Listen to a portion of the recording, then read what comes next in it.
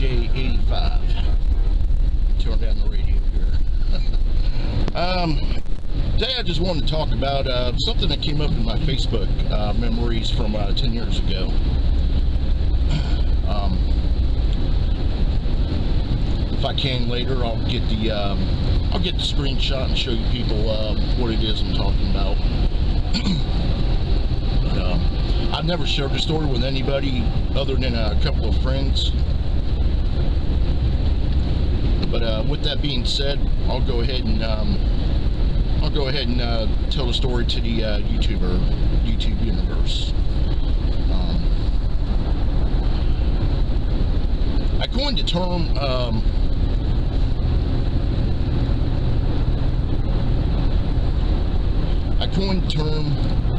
of never leaving the scene, and this story I'm about to tell you involves an accident I had witnessed back in 2011 in Florida.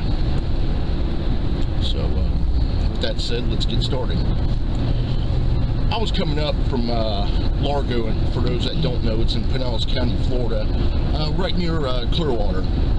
I was coming up for the weekend to my hometown, which is Homosassa, which is a little county in Citrus County. It's a little city in Citrus County, I should say. Is where I was born and raised. So my drive was going real good. Passing through Tarpon Springs, Clearwater, Holiday, Newport Richey, Port Richey. Everything was going good. And it wasn't until I got into Hudson on US 19 when things were starting to go down. Before the accident, it was several minutes before the accident actually occurred, I had passed a black minivan that was, I felt that he wasn't, wasn't on the road, shouldn't be on the road. So we get up to this traffic light. It's on US 19 at Hudson Avenue. For those that don't know, for those that are Florida residents, you probably know what I'm talking about. Just moments before the crash, I was actually in the same lane as this black minivan was in, but I got over to the center lane. Anyways, I'm stopped at the light. I'm probably sitting there for a few seconds listening to the radio and watching the road as I'm heading northbound towards Citrus County. And then suddenly out of nowhere, I hear this loud banging. And about the time I went to go turn around, there was a car that was getting rear-ended. In this case, it was a red BMW convertible that an ex-Marine was driving. And how do I know it was an ex-Marine? And it was because he had Marine plates, United States Marine Corps plates on his car.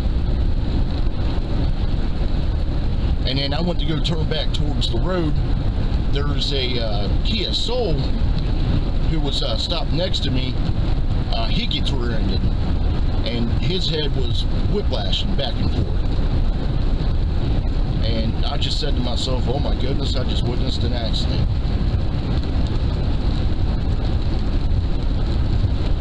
So the light turned green. The van that took off, he took off towards County Line Road on US 19. And I stayed with the guy that was in the whiplash, part of the crash, that was stopped next to me at the little shopping center off on our right. I sat there with him. I talked to him for a little bit, made sure he was okay. He was for the most part. So we're down here, we're checking it out, checking out his damage on his car. We go up near the highway and we see some lights. We didn't know it was probably a traffic stop. Well, he had called the Florida Highway Patrol to report the accident.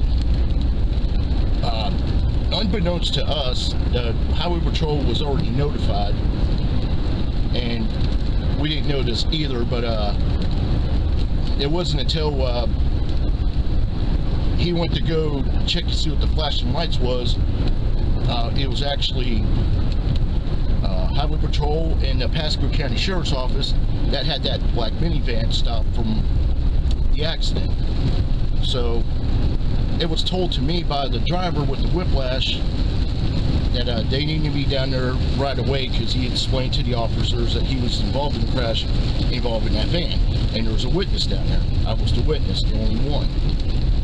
So he comes back down to where I was, because I was waiting for the highway patrol at this point, waiting for them to come and find out what was going on.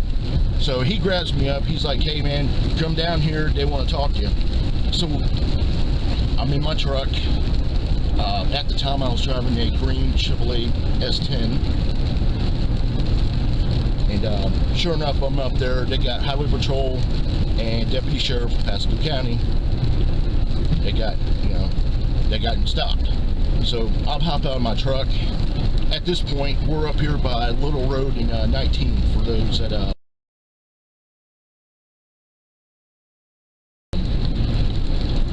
don't know what I'm talking about.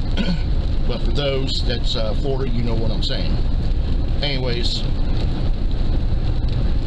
so I'm talking to the trooper and talking to the deputy, and I told him what it was I witnessed. And at the end of it all, there was 5 cars involved, including the gentleman who was in the red BMW.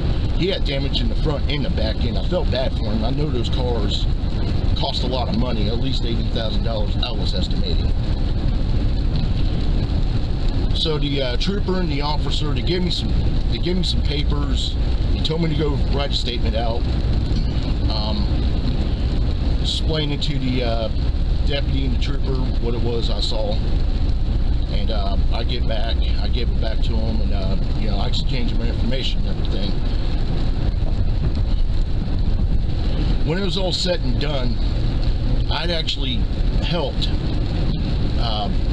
both the Sheriff's Department and the Highway Patrol get rid of a under the influence driver off the road. In this case, he was under the influence of drugs. So they charged him with under the influence of drugs, DUI or DWI, one or the other, and leaving the scene of an accident with injuries. I'd never done this kind of thing before. I never had to, witness anything, and not to that extent anyway, and then have to speak with the cops about what I saw.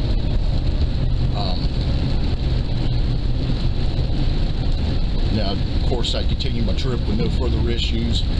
I exchanged phone numbers with the guy that was involved in the accident with the whiplash. He's like, hey man, thank you for sitting with me, make sure I was all right. Hit me up sometime, just to chat. We never did chat. I just got his number. We texted a couple times. That was the end of that.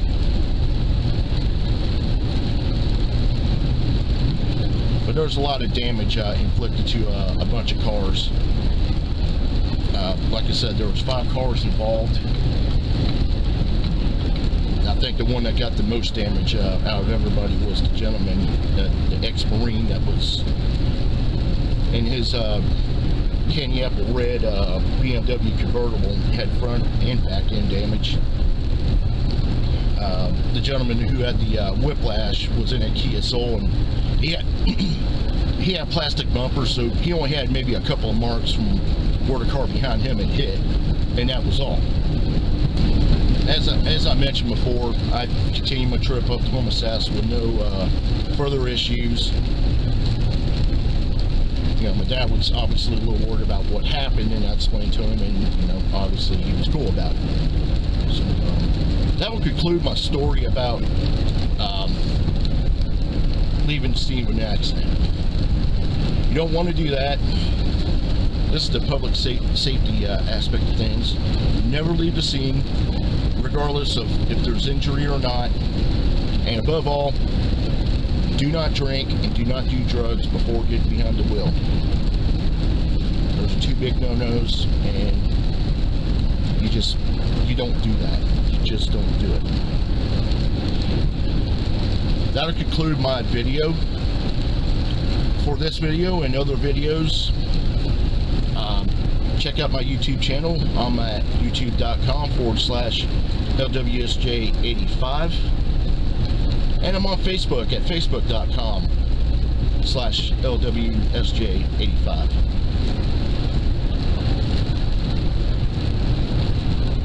And for those that are on YouTube, please be sure to like and subscribe to my channel. I enjoy getting subscriptions from folks, and I enjoy interacting with my fans and other audience members on my page.